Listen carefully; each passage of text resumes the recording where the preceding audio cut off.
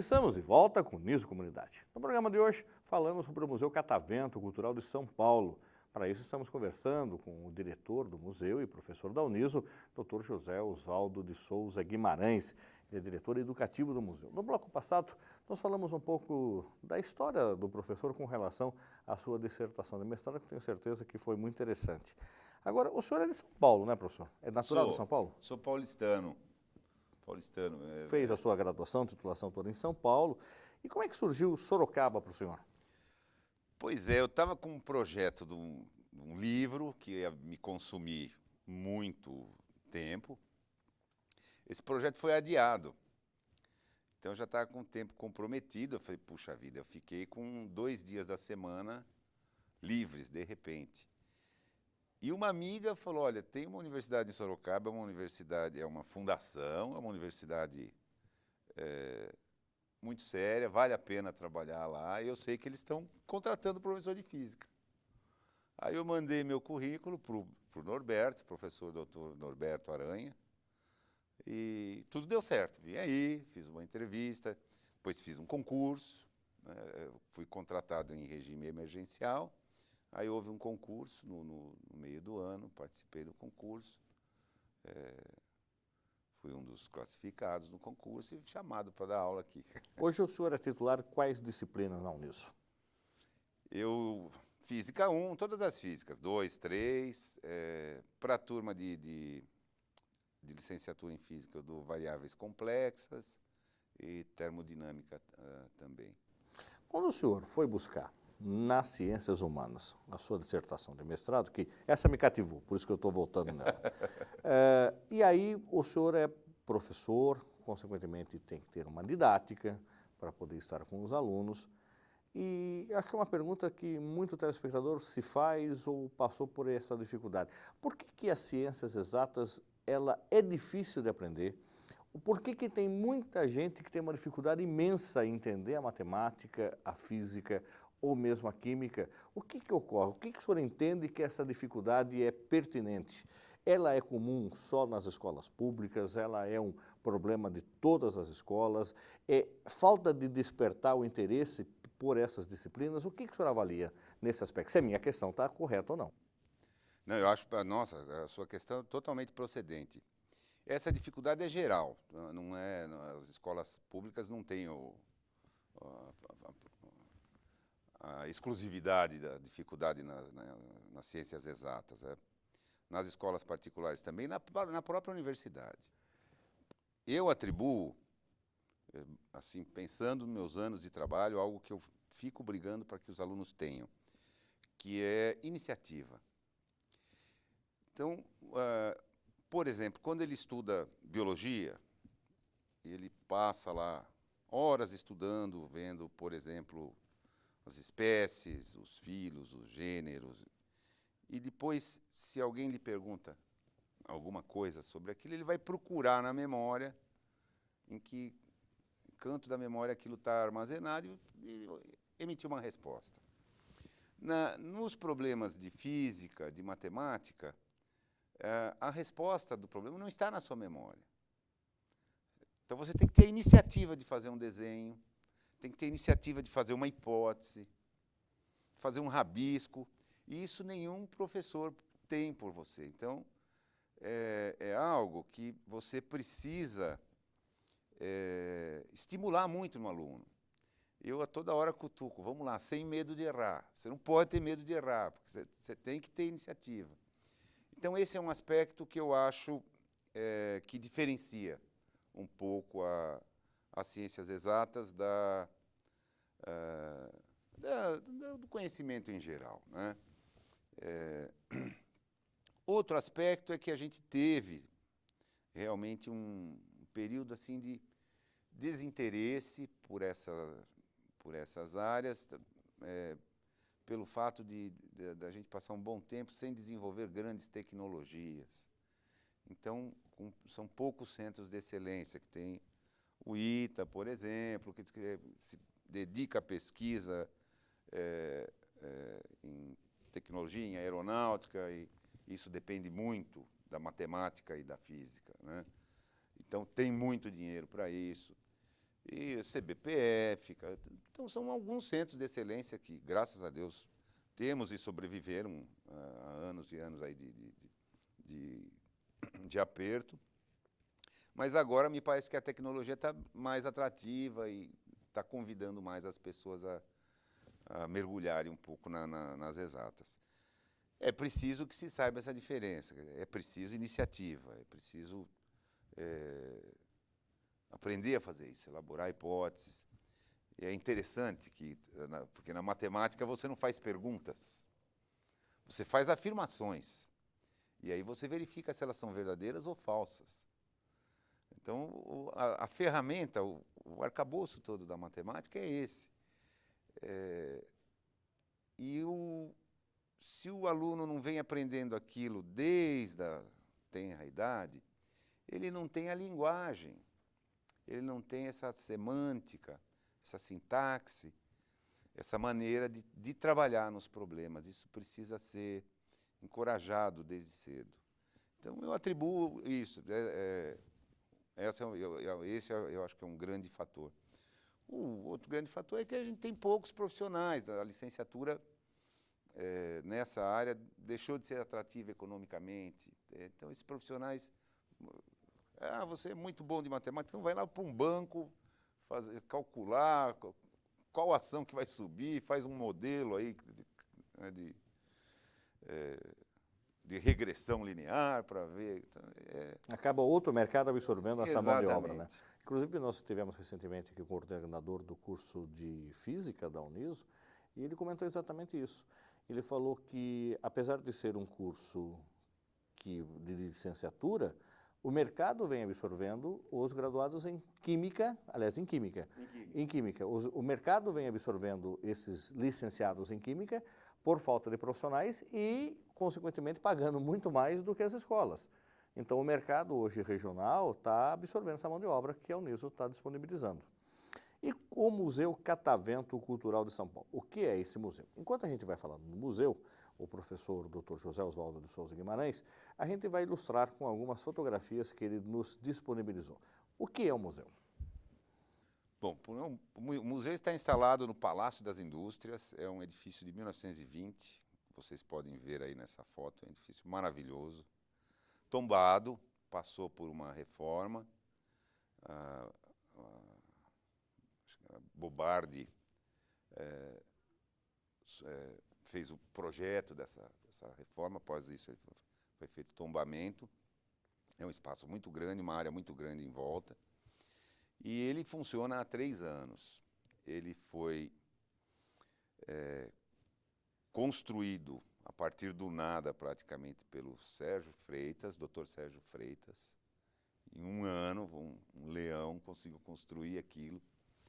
Ele tem uma preocupação interativa muito grande, que o visitante interaja com as instalações. Uma outra preocupação é a preocupação com a clareza, né, nos painéis, na comunicação visual. Esse é um tema sempre presente em todas as instalações que temos. Então, ele seria comparável, se a gente pensar nos vários museus, inclusive estrangeiros, a um museu de ciência e tecnologia. Mas é um museu de ciência e tecnologia que tem essa parte interativa que o diferencia dos demais. Existe uma seção que se chama Jogos do Poder, que então, trabalha com temas como Revolução Francesa, Segunda Guerra Mundial, e os alunos debatem, votam, se avança, recua, se ajuda o aliado, se respeita o acordo, se expropria as indústrias que estão lá dentro, né? Então, esses temas são sempre discutidos por grupos, né, nas visitações. Além disso, existe um trabalho do Instituto Kaplan sobre gravidez na adolescência, um trabalho fenomenal.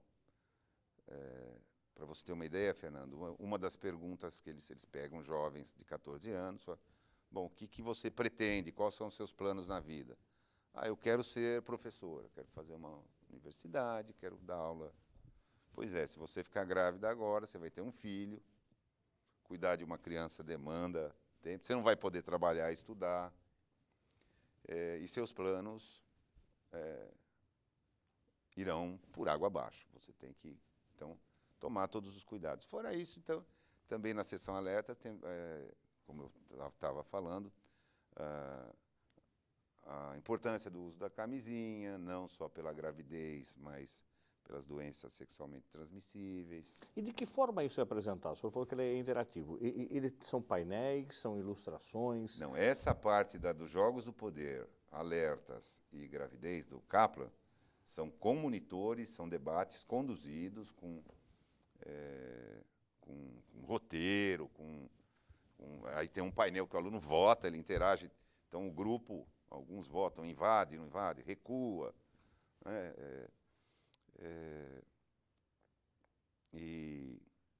então são roteiros já, de acordo com o grupo, você escolhe o roteiro A, B, C ou D. Né? O senhor falou que são vários painéis ou vários momentos em que você pode conhecer em detalhes o Museu do Catavento Cultural. O público que vai, quem é? Pois é, o público são jovens de 4 a 90 anos, mas o que prevalece são jovens, principalmente de escolas públicas, porque o Catavento faz um trabalho com as escolas públicas próximas. Esse próximas que eu digo é de um raio de 90 quilômetros. A escola agenda a visita, então a escola agenda a visita, ela vai visitar 3 sessões do museu. E o museu disponibiliza, inclusive, transporte? Ele manda um ônibus, as crianças visitam, essa visita a 3 sessões dura umas 2 horas. Na saída, eles recebem um lanche, um kit lanche, e voltam para a própria escola. O senhor falou que eles visitam 3 sessões. Essas 3 sessões são sugestões do museu ou são necessidades daquele perfil de aluno para aquele momento que estão estudando alguma coisa? Pois é, Fernando, aí você me pegou, mas porque acontece o seguinte, como a demanda é muito grande, então o que acontece? Às vezes, olha, tem a sessão Universo, Terra e Vida, já está fechada, esse dia já esgotou. Então, o que eu tenho? Eu tenho Engenho Humano, tenho Jogos do Poder. Então a escola... conforme a disponibilidade também da agenda. Conforme a disponibilidade da agenda. Pode voltar outras vezes para conhecer outras sessões? Pode. Aos sábados e domingos é visitação espontânea, que a gente chama. Quer dizer, não foi um ônibus buscar, espontaneamente a pessoa vai lá e visita o museu, voltado mais para o público em geral. Quer dizer, existe uma cobrança de ingresso para poder entrar no museu? R$6 o ingresso, mas tem meia entrada. É evidente, essas crianças de escolas públicas não pagam, né? Tem as isenções. Quantas sessões são no total do Museu Catavento? Puxa vida. É que há sessões que subseções que Agora, então, quanto tempo demora para visitar o museu todo, participando dessas interatividades, com calma, para o nosso telespectador que está acompanhando pela TV Com, ou aqui também pela Rádio Cantate, de repente ele se programar para o próximo final de semana, ele fala, eu quero ir lá, nós vamos já dar o endereço do museu, o site, você já vai acompanhar, porque você viu muitas fotos, com certeza se entusiasmou. E aí, quanto tempo ele demora para curtir todo esse museu, aproveitar a oportunidade do parque, das instalações?